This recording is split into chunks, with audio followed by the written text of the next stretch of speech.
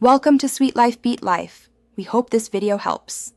You start by opening any app where the keyboard appears and tap the emoji icon to bring up Gboard. You want the sticker tab visible, press the sticker icon or square to reveal packs.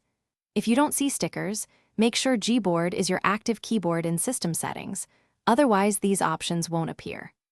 Once done, scroll the sticker packs to find the pack you want to remove so you can begin deletion without extra navigation steps. You now find the exact sticker pack. Long press any sticker from that pack until a menu or info button appears. This reveals pack-specific options. Then tap the three-dot menu or the info icon to open pack settings. This is where removal controls live. From there, choose Manage, Remove, or Uninstall to delete the pack. You do this because user-installed and downloaded packs are managed differently than built-in ones. Removing prevents future suggestions and clears the keyboard list.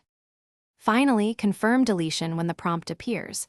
That completes the removal and ensures stickers no longer show up in suggestions. If they still appear, close and reopen the app or toggle Gboard off and on to refresh the keyboard state. If that doesn't work, go to Android Settings, Apps, Gboard, and clear cache or storage. This forces the keyboard to rebuild its sticker index.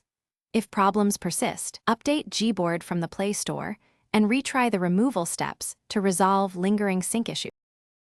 Thanks for watching. Consider subscribing if we helped you.